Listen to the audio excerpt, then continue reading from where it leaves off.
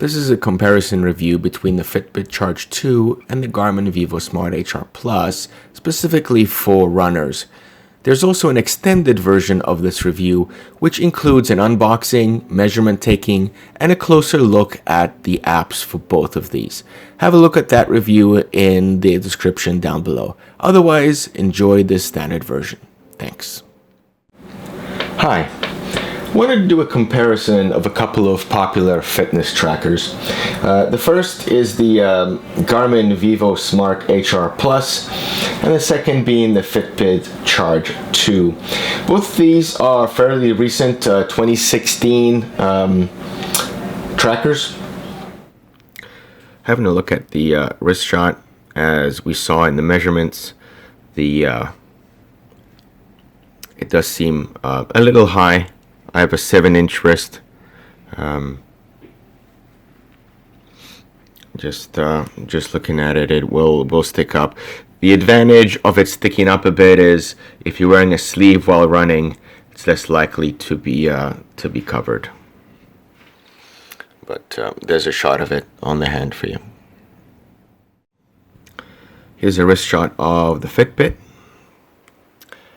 As we mentioned, it is a little thinner. Looks a little thinner on the hand too. And we have that sort of a two-tone look, so it looks even thinner than it really is.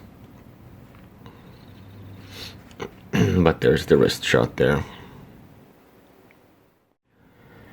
How do the two compare side by side? The Fitbit is wider but skinnier. The Garmin is narrower but taller.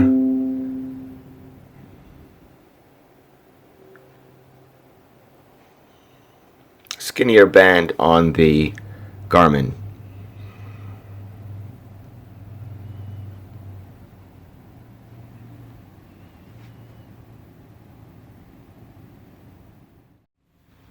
One thing I want to mention about the band, the Garmin's band is very stretchy. See, if you look at that, it's a nice sort of rubber stretchy, and it also has significantly more of the fitting holes. The Fitbit is much more solid, doesn't stretch as much, and has fewer of these fitting holes.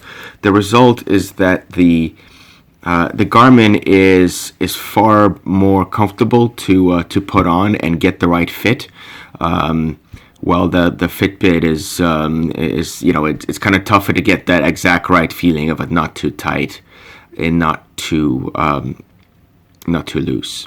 So I think for comfort, the Garmin wins out. So if we get into the functions on the Fitbit, we have this button here. If you press it, it'll cycle through the modes. Obviously, I'm not wearing it right now, so you don't have a beats per minute. You can start your run. You have a stopwatch. And this is sort of like a breathing function that you can do. That's unique. The Garmin does not have that. And then going back to our distance and calories burned, you see the sort of goes off. So that's if you cycle through it. Now on this screen, you can go to and see the rest by hitting it. So first you have to hit the button, and then by hitting it, you see that 3 and 4 steps. You gotta sort of click it.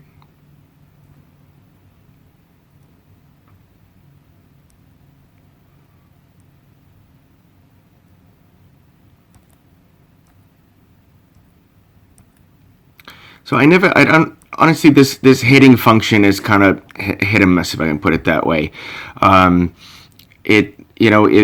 You sort of sometimes get it, sometimes don't. I'd prefer if you had everything cycle through on the button. So again, if you turn it on and then you cycle through it. Now, one thing again, as you cycle through these. The run menu here can be actually more things. If you do your usual tap, you have, weights, treadmill, workout. That's pretty cool. On the old Fitbit, you had to just hit the button and tell it what it is afterwards. And that's also really nice that you can have these on the Garmin. You pretty much have walk, run, and cardio and other, and you can't really select them there. But it's great to have them there right on the Fitbit right here. So for general other activities, that's great.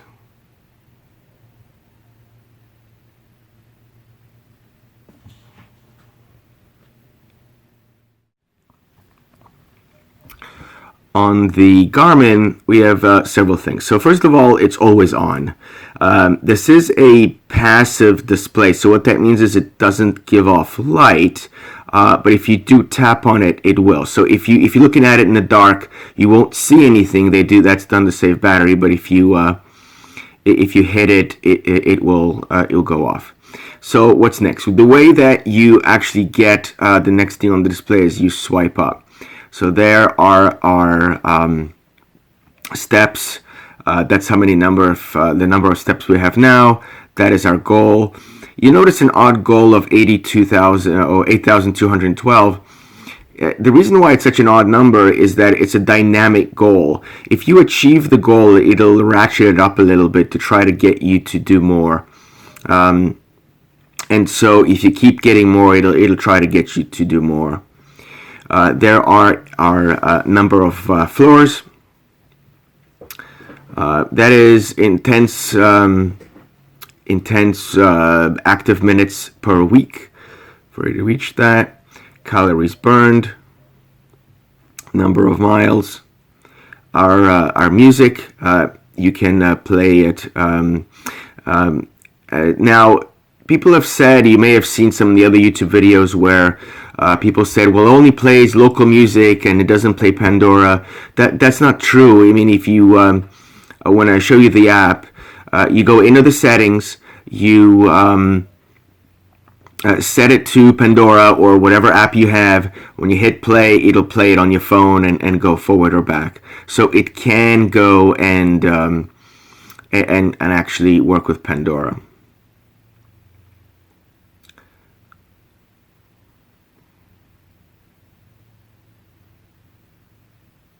So there's our weather. This is another neat little thing that it tells you the weather. It gets that from your phone, gets the location of where you are via the phone, and downloads the weather. So you have that available. Very kind of smartwatchy. It's a great feature to have. So it says no notifications. The notifications on here are fantastic, where it will show you all the notifications you get on your phone. Emails, text messages, calls. You can read a whole email here. Now, mind you, the screen is a little small, but especially on smaller emails, you can read it. Text messages tend to be smaller, so you can see it right there. Can't reply, but you can read it and sort of dismiss it right from the screen. The Fitbit will show you when somebody's calling. It will display the person is calling via a voice call, but will not show other notifications. So that is a really great feature of that. This works much better than I thought it will. Both of these try to get you to move periodically. There's our heart rate and showing you your current heart rate and the average. I'm resting it on my finger right now, so that's why it's working.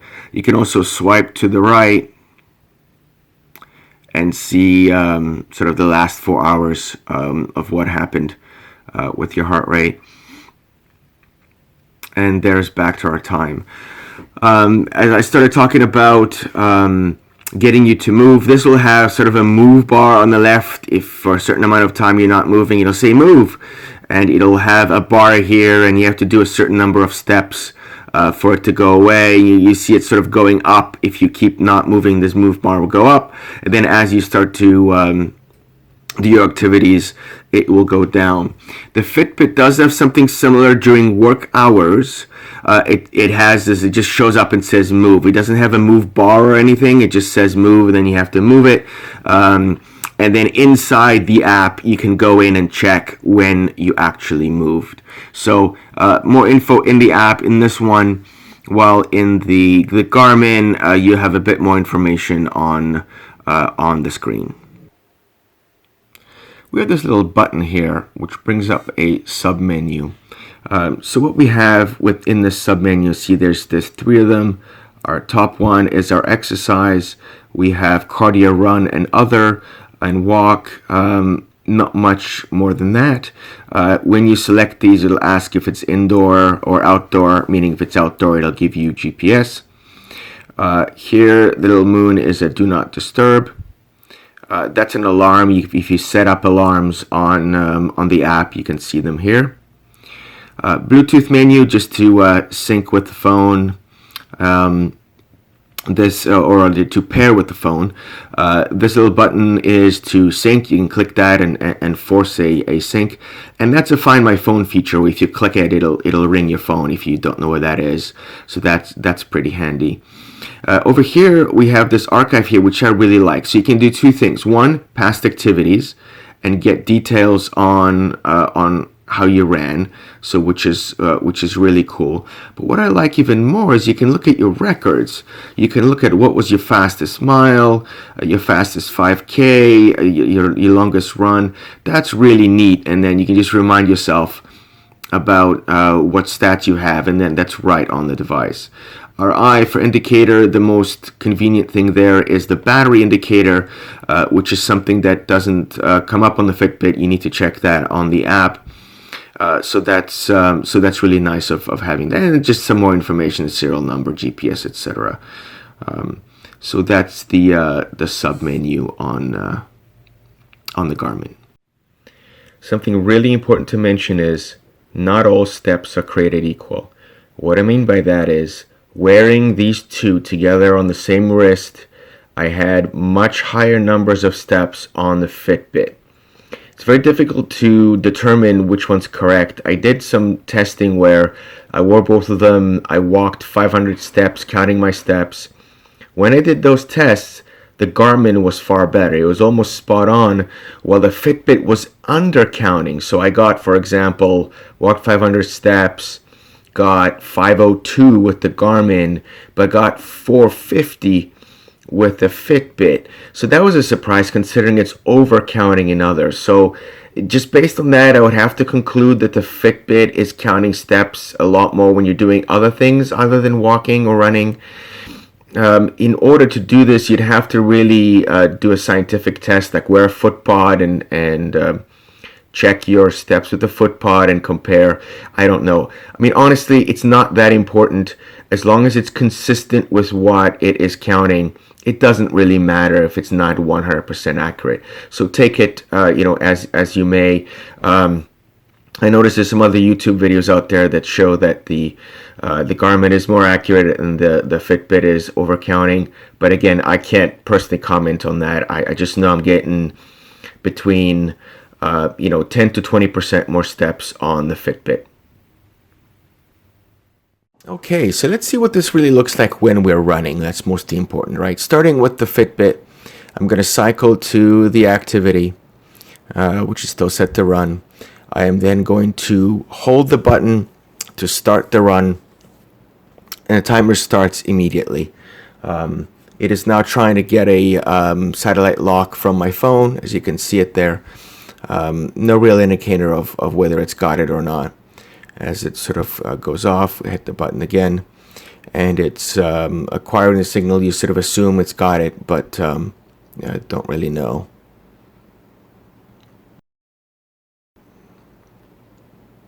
Okay, so on to the Garmin. We're going to go to the sub-menu.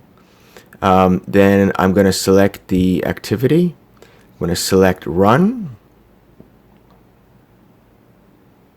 I'm going to then select Outdoor because we do want the GPS. And what it's going to do now is it's going to wait to acquire the satellite lock. I think this is a good thing in that you know exactly when the lock is achieved, and you don't want to start running beforehand because then you won't get proper tracking. Notice the great contrast on the white background with the black writing on it. Very visible. You can just take a glance, you know exactly what's happening. Again, with the Fitbit, it is off until you hit that button. So even while you're running, I mean, you can do the wrist flick and it'll show up also. So either the wrist flick or the button will give you what you need. But on the Garmin, it is on the whole time, and you don't have to do any of that. So there we see the bars go up. We get our ready signal, and the timer goes to 0 and tells us that we're good to go. So what we have to do now is hit the button to start our run. So I fumble with the recorder there. Here we go, and we're starting our run. I wanted to show you the lap pace as we come up to the mile here. So you see the distance hit a mile, and what's going to come up on the screen, there it is. Our lap 1 mile was 9 minutes and 16 seconds, and that'll happen every mile, which is great for showing you your lap speed. So I stopped here and I wanted to cycle through what you see. Here we have the music player, timer and distance, and our pace. I'm stopped right now, so we don't have a pace, but you'll see as I move forward, pace is going to kick in. So this is what you're currently running, what your current pace is, and of course the distance. So there it is, and as I go, it goes down.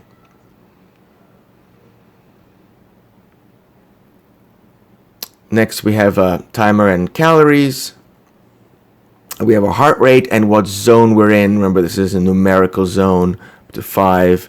Our average pace and timer, and I love having pace and average pace. And back to our clock. And our music and timer and distance. First of all, turn it on. Hold our button to tell it to stop. Tells us we're done.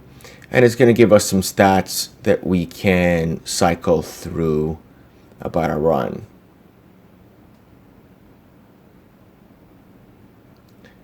Average pace, etc. Notice they have elevation there, which is interesting because that elevation is there, but it doesn't show up in the app. You'll see that when we get to the app portion. I don't know why it's there, but maybe that's something they'll add in the future. Okay, so we're ready and we're able to now go into our app and have a look at the results. So let's look at the apps. This is our Fitbit app. The first thing I wanted to show you is what I was doing before when I had the Fitbit HR, how I got it to work with the GPS. What I did is I went to track your exercise, and then up here we have this little stopwatch. So I would go in there and that would actually turn on the GPS. And you can set it up to have voice cues every certain amount of time. I set it to every half a mile. And what you see, we have a GPS lock. It has it locked. And we hit go. And what that does is it looks at our time, how the distance you've traveled, and your pace. And this is on the screen constantly, but you can lock the screen. And then you keep running, and as you run, it will give you the voice points as well as this pace is actually average pace. And at the end of the run, when you hit, and finish, you hold it down. It will now. It's telling me obviously it didn't go very far, so I'm going to discard it. But that will have it here available, and you'll be able to go in and have a look at the information. So it will get the steps from the Fitbit, it will get your heart rate from the Fitbit, but it'll get GPS information from your phone. So that's available even in the in other Fitbits like the Fitbit HR. and also works with this new Charge 2. The Charge 2 has this feature where you do not need to have the phone running the app. It will automatically connect to the GPS and work that way. So the more important thing about tracking your exercise. So one interesting thing about yesterday, which was the day that I did that run.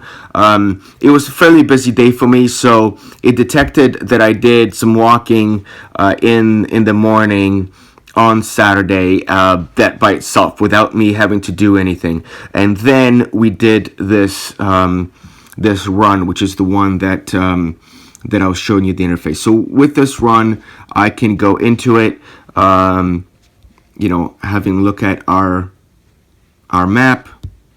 If I click on it, you can zoom in and have a look at what you did. It tells us our distance, our time, and our pace, and that's really the average pace at this point. And when I talked about using the app to get audio prompts, that's what it tells you. So here's information about our splits, how fast you did certain you did the laps, which are really the miles. See, it's all over the place because I was stopping to do recording. As you saw on the Garmin, this information is actually available while you're running. It tells you that. Here it's only in the app. We got our heart rate, obviously a big decrease when I stopped to do some recording. It tells you your zones. They do zones in terms of sort of rest, fat burn, cardio, and peak. And the Garmin does it by numbers, but that's how the Fitbit does it.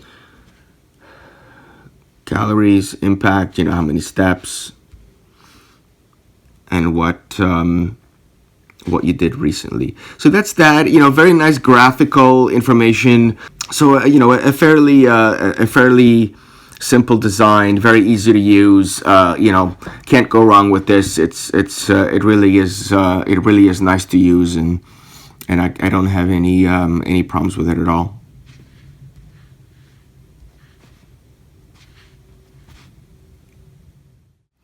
And here's our Garmin app. It's called Garmin Connect.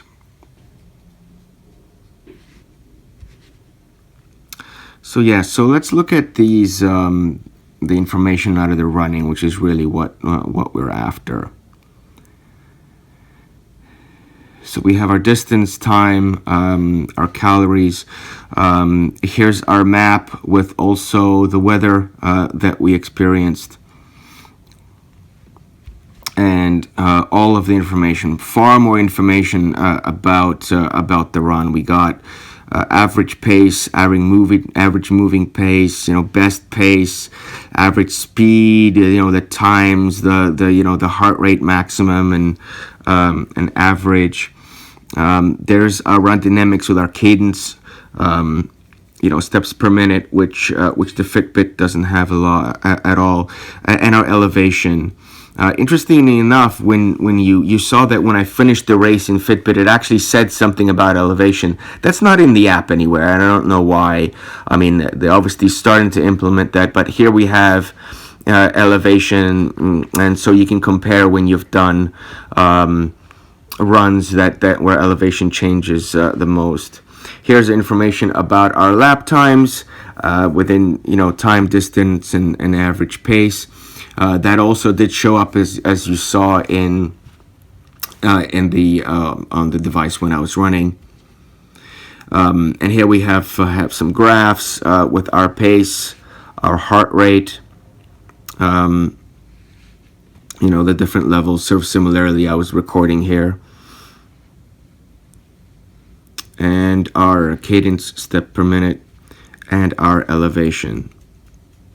What I like about the Fitbit heart rate is that it was very clear about the zones, how much time I had in peak, and that's really what you're after, is to get that peak heart rate. So while we have that line here in this graph, which is nice, it would have been great to have like the like the Fitbit, to have information about how many minutes you had in peak. I'd really like to know that. So this gives you the ability to edit the activity. You can take some notes about it. You know, how did it go? What were you doing? Just for your history. And you can share that also with your network. You know, elevation gain and all that. Very quite a bit of data there. So as you see, especially on this page, you do get far more information about your run than you do on the Fitbit.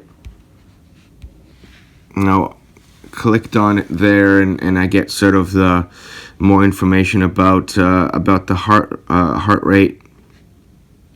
You can have an overlay, which is really nice. Wow, that is great. Again, getting much more data out of it. Overlay your pace and compare it to the heart rate, which is really nice to have. Yeah, elevation if you're doing. Of course, my heart rate there has nothing to do with the elevation because it had to do with me stopping to record. But as you see the elevation, and you can see how your heart rate is affected by the elevation. You know, still wish that it gave us the zones.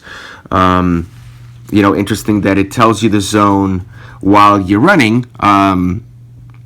It's interesting that it's not here.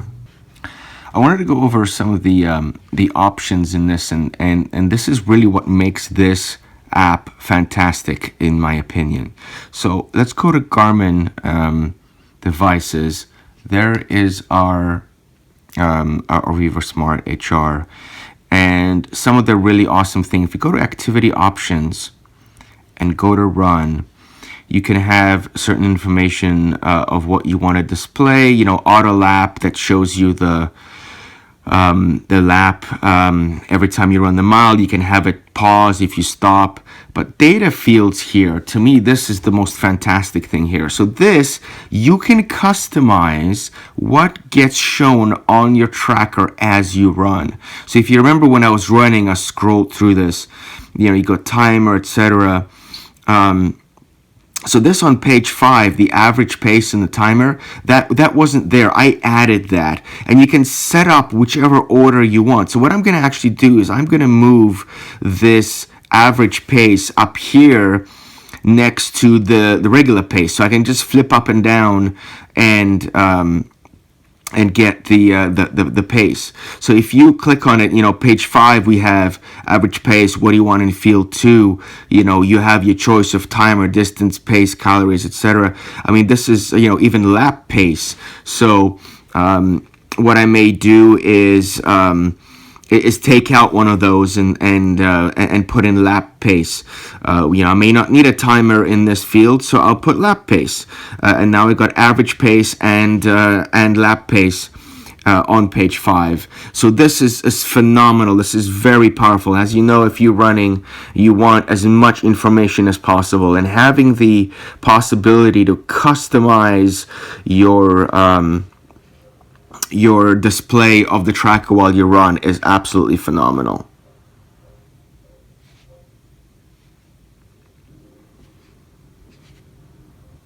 Display options. So this is configuring the pages while you're not running. As you can see, that's also customizable. You know, you may not want floors climbed or distance notifications. All of that, you can turn those off and on. Again, the power of customization is really fantastic. To me, the more options you get, the better. Now, another thing we have in the settings is the default music player. Remember I mentioned that it can control other music? So you have a list here of what you want to control music with. And there it is. I have Pandora selected. You'll notice that, right? By default, on this Android phone, it was Google Music Player. So when I hit the button, it would play Google Music. And I suspect that on the iPhone, the iTunes Music is the default. And you should also, on the iPhone, go in and select Pandora.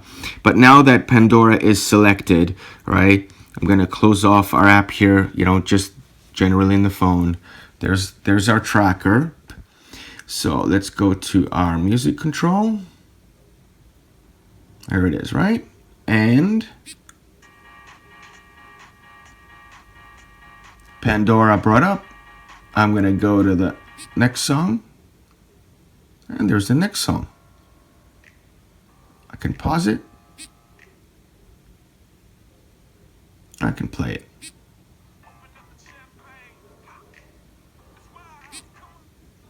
So as you see, it can control Pandora. It can control your other apps. So you just have to configure it.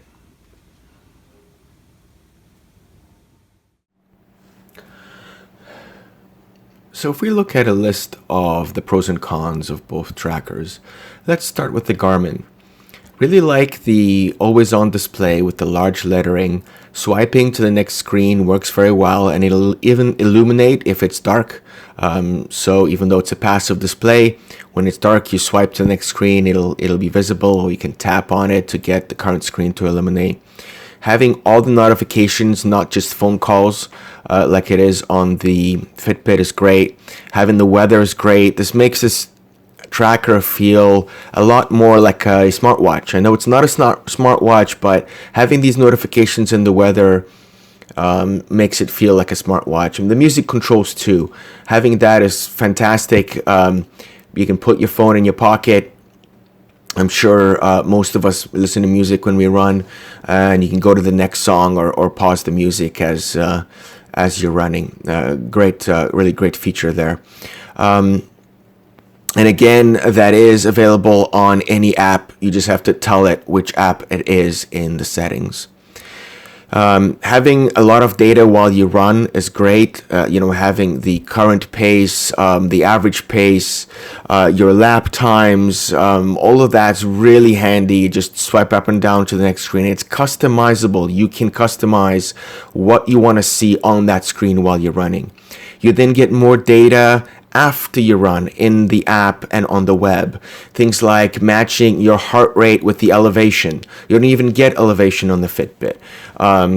And superimposing all those graphs, things like cadence, all those things, you really get a lot of information that you don't get on the Fitbit. The fact that it has a built-in GPS is really great. The fact that it tells you whether it's locked onto the satellite so you can start your run, really good job. On the cons, the heart rate zones are numbers.